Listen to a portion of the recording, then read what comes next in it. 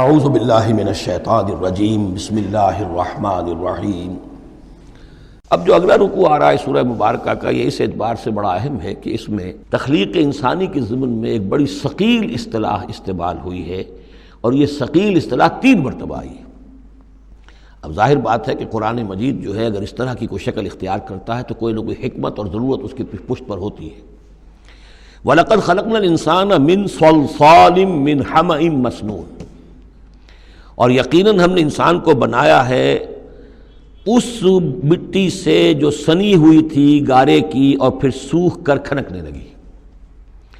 حمأ مسنون، سنا ہوا گارا جس میں سے بدبو بھی اٹھ رہی ہو۔ دیکھیے یہ جو انسان کے مادہ تخلیق کے ضمن میں قرآن میں الفاظ آئے ہیں اب ان کو گنتے جائیے۔ نمبر 1 تراب، مٹی سے بنایا انسان کو۔ مٹی میں پانی مل گیا، گارا بن گیا، تو اس کو کہتے ہیں تین، من تین۔ خلقتنی من نار وخلقتہ من تین، یہ سورہ اعراف میں ہم پڑھائے ہیں۔ ابلیس نے کہا تھا کہ مجھے تو نے بنایا آگ سے اور اس کو بنایا آدم کو گارے سے، اور اب چاہتا اور مجھے حکم دے رہا ہے کہ میں اس کے سامنے جھکوں، میں تو اس کے سامنے نہیں جھک سکتا۔ تین کے بعد آیا تین لازب،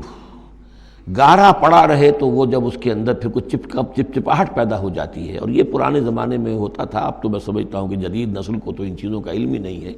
کچے گھر بنتے تھے تو انہیں لیپتے تھے، پوتتے تھے، گارا بناتے تھے، تغاری ہوتی تھی، پھر مٹی کے اندر تھوڑی سی توڑی ڈال دیتے تھے۔ کوئی آرگینک میٹر ڈالیں گے تو فرمنٹیشن ہوگی، فرمنٹیشن ہوگی تو لیس سا اٹھے گا،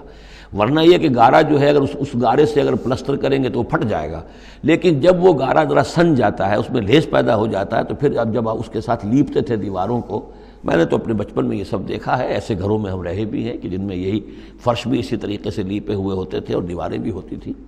تو یہ کہ پھر اس کے اندر وہ ایک لیس سا پیدا ہو جاتا ہے فرمنٹیشن سے، وہ تین لازب ہے۔ اس سے اگلی سٹیج یہ ہے کہ اب وہ سڑنے لگے، یہ یعنی فرمنٹیشن اتنی پہنچ گئی کہ اس میں ہے حمأ مسنون، سنا ہوا گارا۔ پھر اگر کسی وجہ سے وہ خشک ہو جائے تو اب وہ کھنکنے لگتا ہے۔ جیسے کہ کبھی آپ نے دیکھا ہوگا ساحل کے قریب یا کسی دلدلی علاقے میں پپڑی اوپر آ جاتی ہے، جیسے زمین کے اوپر جو ہے پپڑی سی ہوتی ہے، اس پر آپ چلتے ہیں تو وہ کر کر ٹوٹتی ہے، کھنکنے والی مٹی بن جاتی ہے، وہ سنا ہوا گارا خشک ہو کر کھنکنے لگتا ہے۔ یہ سٹیجز ہیں ان مادہ تخلیق کی کہ جو آدم یا انسان کی تخلیق کے ضمن میں قرآن میں آئے۔ حالانکہ ایک لفظ بھی کفایت کر سکتا تھا، مٹی سے بنایا، تین سے بنایا، گارے سے بنایا، پھر تین لازم سے بنایا، پھر حمأ مسنون سے بنایا، من صلصال کالفخار سے بنایا، اور صلصال من حمأ مسنون، پھر صلصال کالفخار آخری سٹیج ہے، وہ ایسے بجنے لگا جیسے کہ اب یہ جو ہے وہ آئے گا سورہ رحمان میں۔ تو اس سے یقیناً کورابریشن ہو رہی ہے کہ جو بھی ایوولوشن کا جو بھی نظریہ آیا ہے، اب اس میں اس کو بھول جائیے کہ اللہ تعالیٰ نے اسپیشل کریشن انسان کی اور باقی حیوانات ہو سکتا ہے اس ایوولوشن کے ذریعے سے پیدا کیے ہوں۔ اس وقت بحث جو ہے کریشن آف مین کے بارے میں نہیں کر رہا ہوں، لیکن یہ کہ سائنس نے بھی ایک تو یہ بات بتائی کہ یہ ساری حیات حیواناتی جو بھی زمین پر ہے یہ مٹی سے بنی ہے، گویا کہ متفق گردید رائے بو علی بارائے من، قرآن اور سائنس متفق ہو گئے۔ پھر یہ کہ اس میں مٹی کے اندر گارے کی شکل بنی، پانی ملا، مبدأ حیات پانی ہے، قرآن بھی کہہ رہا ہے۔ پھر یہ کہ وہ ساحلی علاقوں پر دلدل بنی، اور دلدل کے اندر پھر وہ فرمنٹیشن وہاں ہوئی، اور اسی میں پھر جب وہ دراڑیں سی پڑ جاتی ہیں سمندر کے قریب دلدلی علاقے میں، تو وہاں سے ان کا کہنا ہے کہ حیات کا آغاز ہوا، الجی یا امیبا، حیواناتی حیات، اور یا یہ کہ نباتاتی حیات کا۔ تو یہ چیزیں جو ہیں یہ سٹیجز تقریباً اسی کے ساتھ، یہ تمام الفاظ جو ہے قرآن کے جو استعمال کر رہا ہے ان کے ساتھ کسی حد تک اس کا ایک ربط اور تعلق قائم ہوتا ہے۔ اور ہم نے بنایا انسان کو اس مٹی سے جو سڑنے کے بعد، اس گارے سے کہ جو سڑنے کے بعد سنا ہوا گارا پھر وہ کھنکنے لگا تھا سوکھ کر۔ والجان خلقناہ من قبل، اور جنات کو ہم نے پیدا کیا تھا پہلے، من نار السموم، لو کی آگ سے۔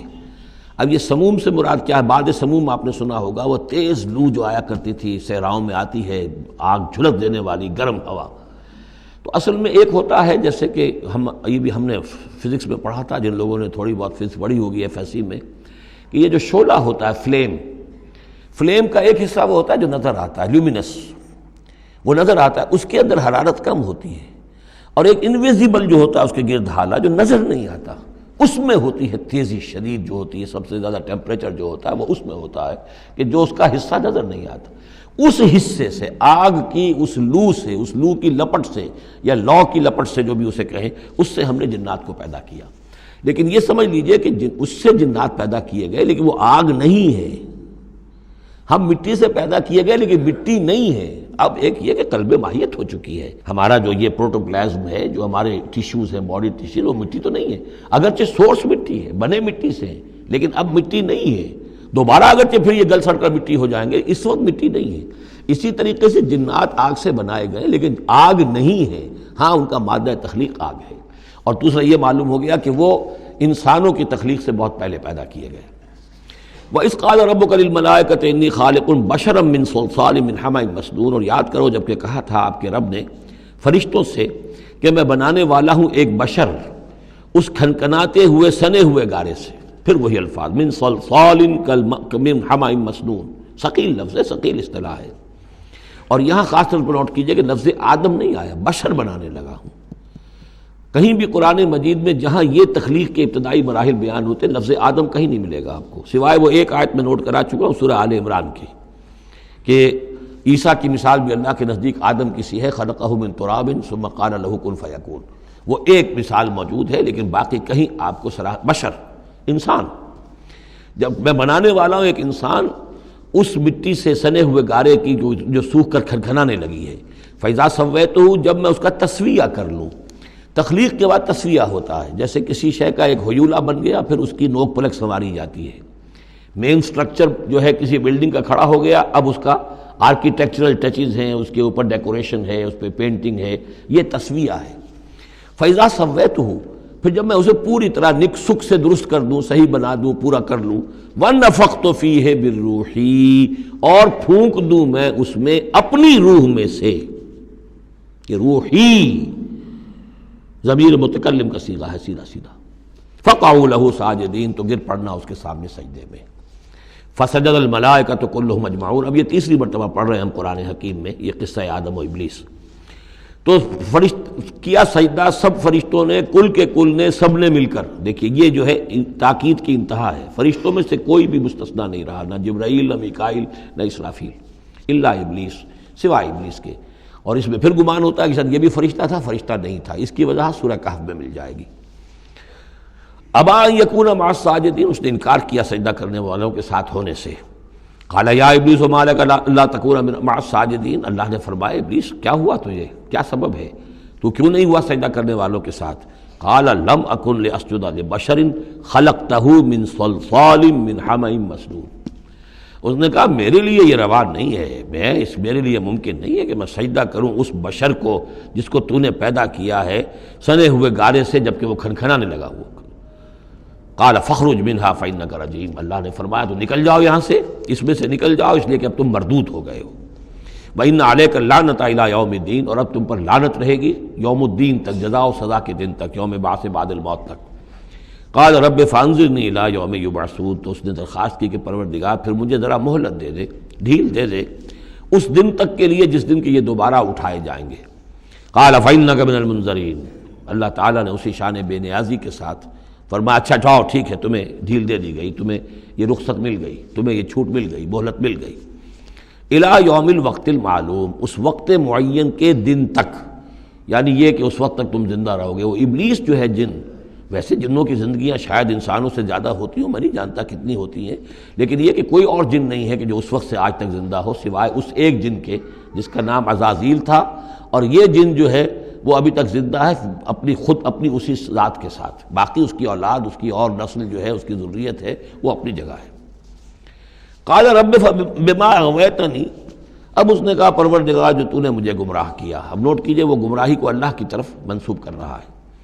بما اغویتنی، تو نے جو مجھے گمراہ کیا ہے، لأزینن لہم فی الارض ولأغوینہم اجمعین، تو میں اب ان کو، یعنی